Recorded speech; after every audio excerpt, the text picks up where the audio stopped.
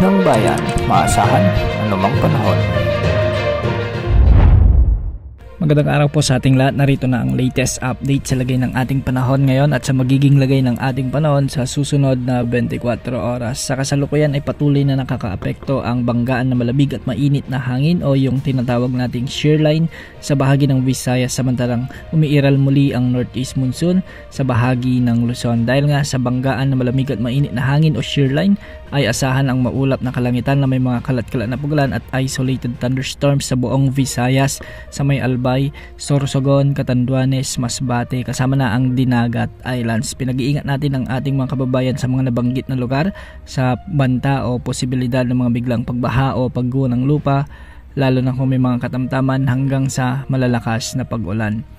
Samantala, dahil naman sa umiiral na easterlies o yung mainit na hangin mula sa karagatang Pasipiko, ay asahan ang maulap na papawirin na may mga kalat-kalat na pagulan at thunderstorms sa may Davao Region, Soc-Sargent, sa may Bangsamoro Region, sa may Zamboanga Peninsula at kasama na rin ang probinsya ng Palawan.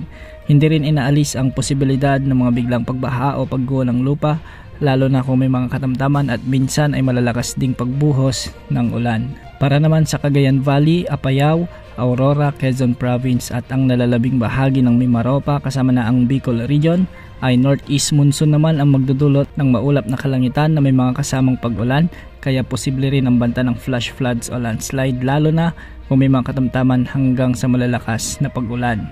Para naman sa Metro Manila at nalalabing bahagi ng Luzon, ay magiging bagyang maulap hanggang sa maulap din ang mga kalangitan na may mga isolated like rains o kalat-kalat na mahinang pag-ulan dulot ng umiiral na northeast monsoon.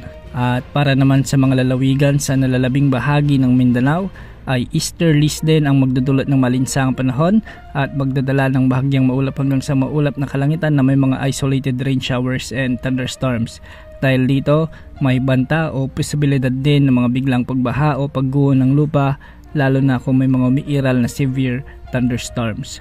Para naman sa lagay ng mga dagat baybayin o mga pag-alon sa ating karagatan, ang silangang bahagi ng Southern Luzon at ang Visayas ay posibleng umabot ang mga pag-alon hanggang 4 meters. Ito ay dulot ng umiiral na northeast monsoon at ng shear line.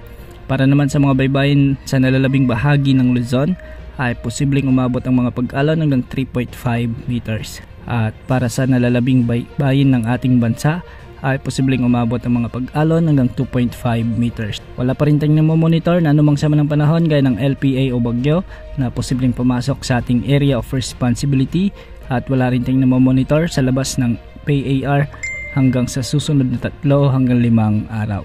Bukas, posible pa rin ang mga pag-ulan dulot ng umiiral na shear line o katamtaman hanggang sa malalakas na pag-ulan sa may Albay, Sorsogon, Northern Samar at Eastern Samar.